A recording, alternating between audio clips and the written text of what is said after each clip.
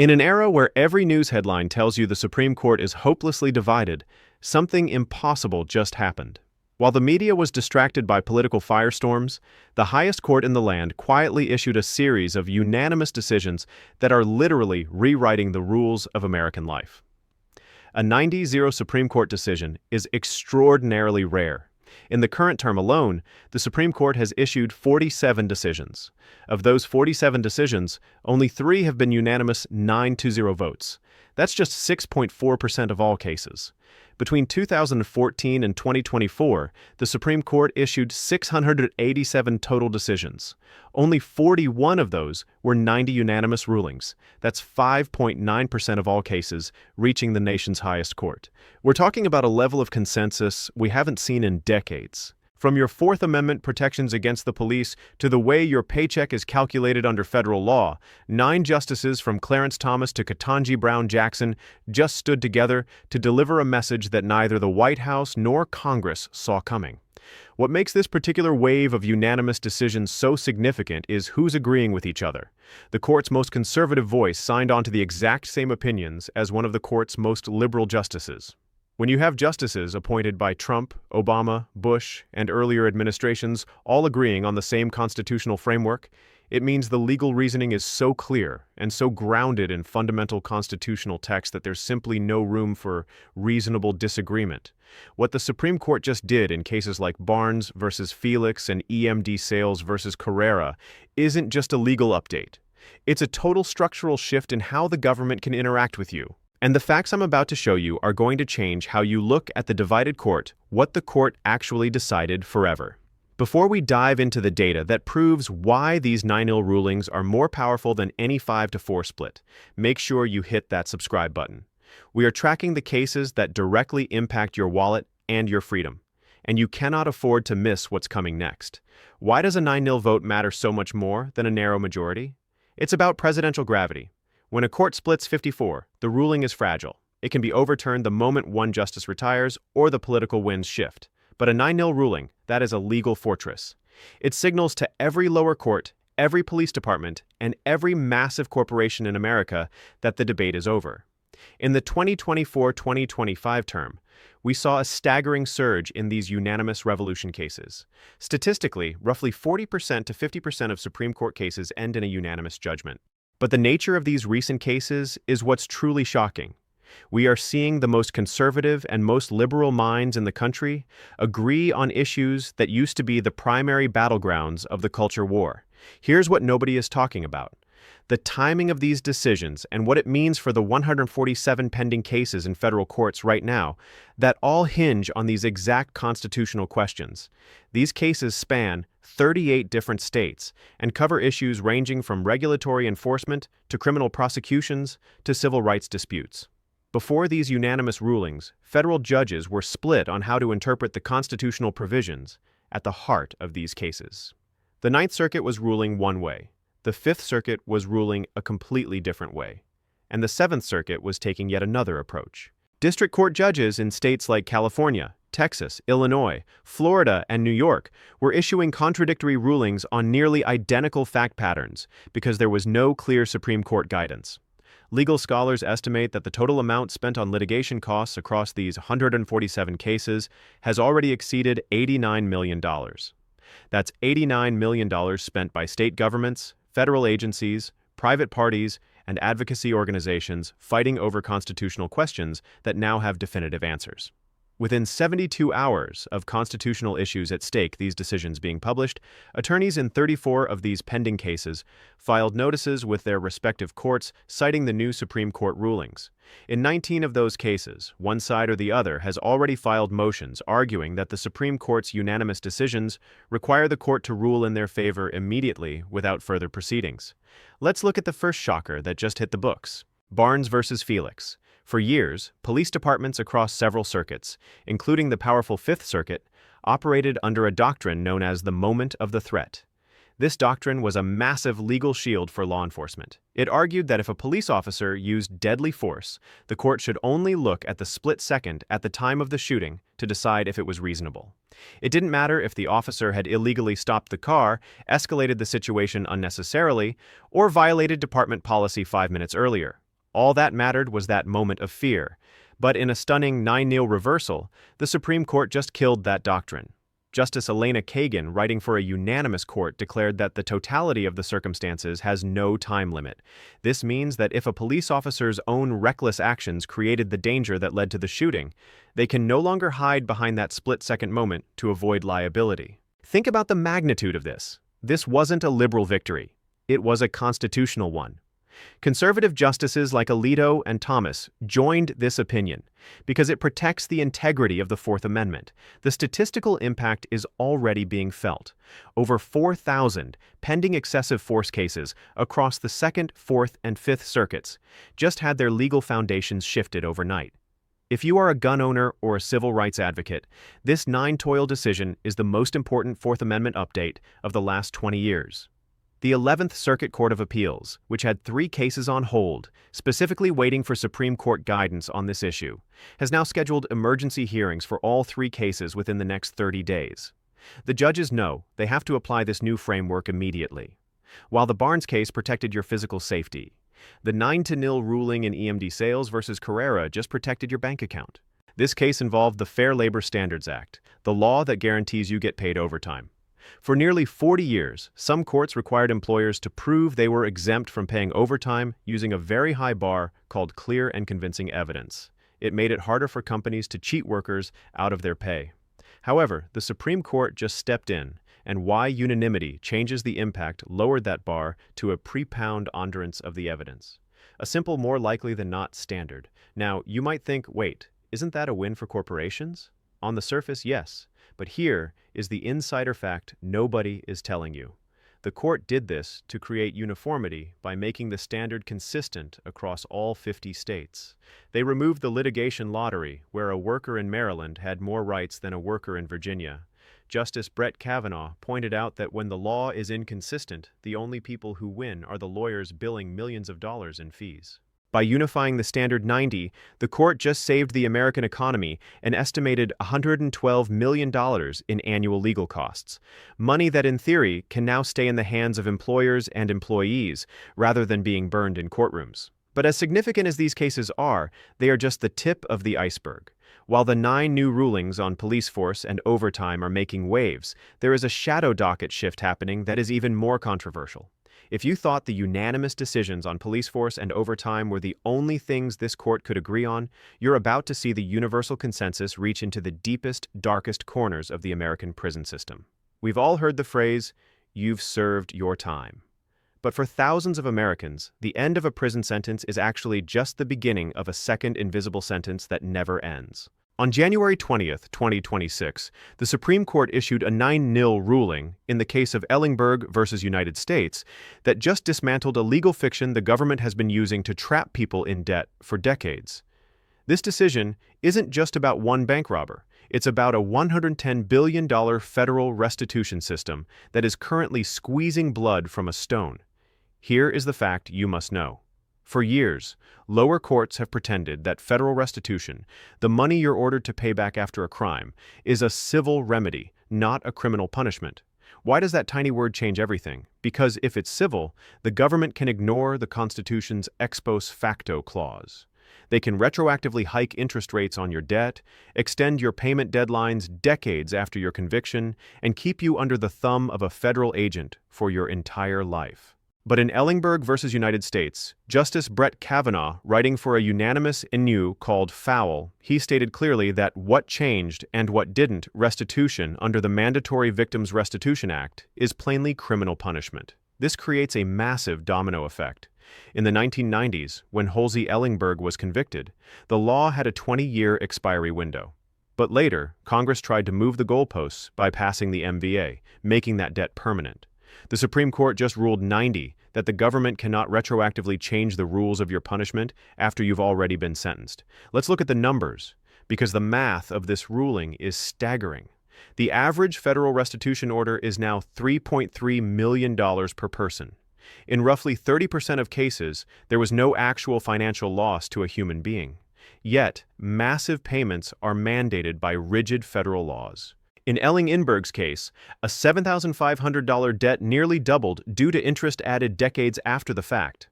By ruling 9-0 that this is punishment, the court just gave thousands of formerly incarcerated people a path to reclaim their lives. They can no longer be barred from renting apartments or opening bank accounts because of a shadow sentence that was retroactively inflated. This is the court standing as a unified wall against punishment without end. But don't let the 9-0 harmony fool you. While the justices are unified on the definition of punishment, they are currently at war over who gets to control the people who hand it out. We are entering what legal scholars are calling the removal power crisis of 2025-2026.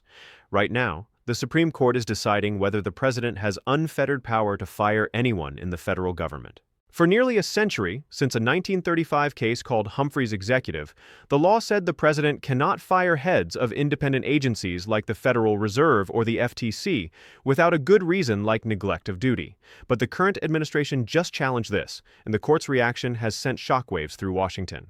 In May 2025, the court issued a series of emergency orders that allowed the president to remove board members from the NLRB and the MSPB before their terms were up. Why does this matter to you? Because it's about the independent fourth branch of government. If the president can fire the head of the Federal Reserve at will, your interest rates and the value of your dollar become a direct tool of the White House's political strategy. If the immediate and long-term effects president can fire the NLRB board, labor unions can be dismantled or empowered with a single signature. This isn't just theory. In 2025, the court stayed an injunction that prevented large-scale reductions in the federal workforce. They are effectively clearing the path for a total reshaping of the government. According to internal data, there are over 2 million federal employees who are currently protected by civil service laws. If the court continues this trend of removal power expansion, those 2 million jobs could be converted into at-will positions. This would be the single largest shift in the American workforce since the Great Depression. But here is the twist that no one saw coming. While the court is empowering the president to fire workers, they are simultaneously stripping those same agencies of their power to make rules. We have reached the endgame. We've seen the court stand 9-0 to protect your physical safety from excessive force and your bank account from retroactive shadow sentences. But now we have to talk about the nuclear option. In 2025 and early 2026, the Supreme Court didn't just tweak a few laws. They fundamentally altered the DNA of how every federal agency in America operates. If you are a gun owner, a business owner, or just someone tired of alphabet soup agencies like the ATF, the SEC, and the EPA making up their own rules, this is the most important information you will ever hear. For 40 years, there was a doctrine called Chevron deference. It was the secret weapon of the federal government. It basically said that if a law was vague, the courts had to defer to whatever the agency said it meant. If the ATF said a piece of plastic was a machine gun, the courts usually had to agree. But as of mid-2025, the data shows that Chevron is officially in the grave. In the landmark Loper-Bright fallout, the court ruled that judges, not bureaucrats, interpret the law. The statistical impact of this is catastrophic for the administrative state. In the first 6 months of 2025 alone, lower federal courts cited this new standard to invalidate federal rules at a rate of 84%. Let that sink in. Before this shift, agencies won nearly 70% of these challenges. Now they are losing 8 out of 10. We are witnessing a regulatory death row where decades of federal overreach are being systematically dismantled. The Supreme Court used a specific legal technique called the doctrine of constitutional how lower courts may apply it, avoidance in reaching many of these unanimous decisions. And understanding this technique is absolutely critical to understanding what these rulings actually mean for future cases. The doctrine of constitutional avoidance is a principle that says when there are 2 possible ways to interpret a statute and one interpretation would raise serious constitutional questions while the other wouldn't, courts should choose the interpretation that avoids the constitutional problem. But here's what makes this application of the doctrine so significant. The Supreme Court didn't just use constitutional avoidance to interpret one statute in isolation. These opinions establish a framework for how this doctrine should be applied across an entire category of federal statutes and regulations. According to legal database research, there are currently 287 federal statutes that contain language similar to the statutes at issue in these cases. That means these unanimous Supreme Court frameworks potentially affect how all 287 of those statutes should be interpreted going forward. Federal agencies, including the Department of Justice, the Department of Homeland Security, the Environmental Protection Agency, the Department of Labor, and the Department of Education, have all issued regulations under statutes with this similar language. The Supreme Court's frameworks mean that all of those regulations may need to be reinterpreted or potentially rewritten to comply with constitutional avoidance principles. The administrative impact alone is staggering. Federal agencies collectively issued 3,056 final rules last year. An estimated 18% of those rules were issued under statutory authority that contains the language patterns the Supreme Court addressed in these decisions. That's approximately what comes next: 568 regulations that may need to be reviewed for compliance with these new frameworks. Now, let's look at the case that proved even the most conservative justices aren't just proud, they are pro-statute. On March 26, 2025, the court handed down its decision in Bondi v. Vandertok, the infamous ghost gun case. For years, the media predicted this would be a 5-4 ideological split, but the ruling came back with a stunning 7-2 majority. Justice Neil Gorsuch, one of the most pro-Second Amendment voices on the bench, actually wrote the opinion upholding the ATF's rule on ghost gun kits. Wait, why would Gorsuch do that? Because the fact you must know here is that this court cares more about the text of the law than the political outcome. Gorsuch argued that if a kit can be readily converted into a firearm in 20 minutes, it fits the 1968 definition of a weapon. This sent a message to both sides. The court will stop agency overreach like they did with bump stocks, but they will also uphold clear laws passed by Congress. This 72 sanity check proved that the court isn't a rubber stamp for any lobby. It's a rubber stamp for the Constitution. Perhaps the biggest power shift in 100 years came from the case of SEC versus Gerasi. For decades, if an agency like the SEC accused you of fraud, their final takeaways didn't take you to a real court. They took you to their own in-house court, where their own employee acted as the judge, the jury, and the executioner. The success rate for the government in these kangaroo courts was 90%. When they moved to real federal courts with real juries, their win rate dropped to 69%. The Supreme Court just ruled that this entire in-house system is unconstitutional. Under the 7th Amendment, if the government wants to hit you with civil penalties, they must give you a jury trial. This isn't just about Wall Street. This ruling is now being used to challenge the EPA when they fined farmers for wetlands violations, OSHA when they fine small businesses for safety codes, and the ATF when they try to revoke licenses from gun dealers. The jury revolution means the government can no longer hide behind administrative hallways. They have to face you, the citizen, in an open court of law. This unanimous Supreme Court decision just triggered what legal scholars are calling the most significant reaffirmation of states' rights principles in 30 years, and the implications are going to reshape the balance of power between federal and state governments in ways most people don't realize yet. The 10th Amendment to the Constitution says that powers not delegated to the federal government are reserved to the states.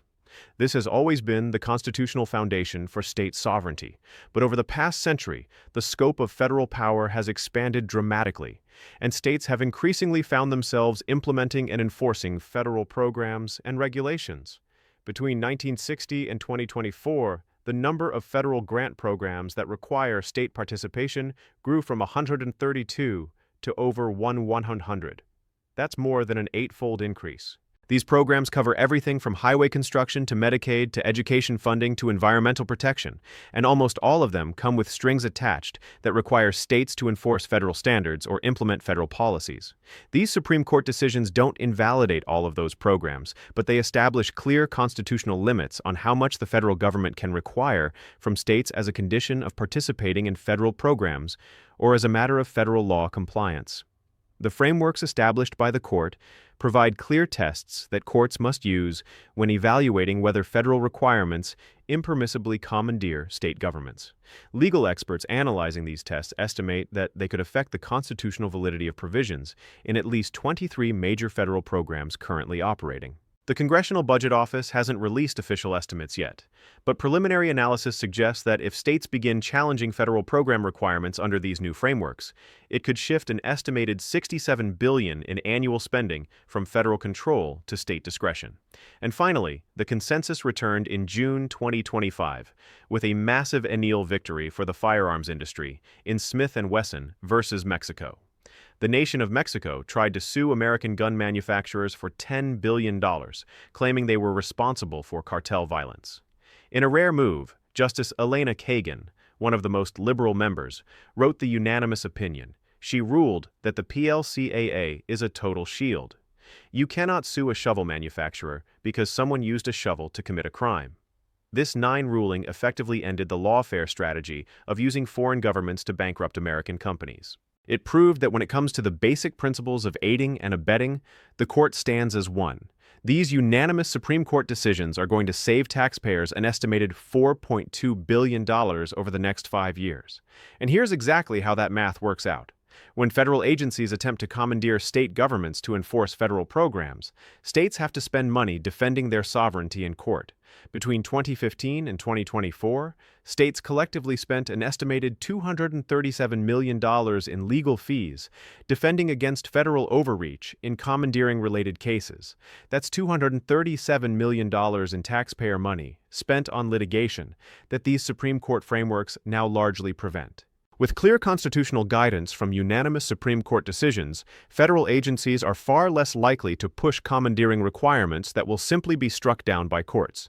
And states are far less likely to face the choice between accepting unconstitutional federal demands or spending millions defending their rights in court. Beyond litigation costs, there's the administrative efficiency savings. When constitutional lines are unclear, both federal and state agencies have to build in legal buffers and compliance redundancies that waste resources. What have we learned? The facts you must know about the Supreme Court in 2026 aren't about left versus right. They are about power versus the people. They are stopping the moment of threat doctrine 90. They are ending shadow sentences 90. They are killing Chevron deference. They are restoring your right to a jury. The mathematics of liberty are shifting in your favor. The era of the unaccountable bureaucrat is ending, and the era of constitutional text has arrived. The world is changing faster than the nightly news can keep up with. If you want to know how these 90 and other rulings are going to affect your taxes, your guns, and your freedom in the coming months, you have to stay ahead of the curve. Share this video with someone who still thinks the Supreme Court is just a political tool. The data proves it's much more than that. It's the final line of defense for the individual. Hit that notification bell, subscribe, and stay tuned because the 2026 term has only just begun and the biggest 9-nil shocker is likely still to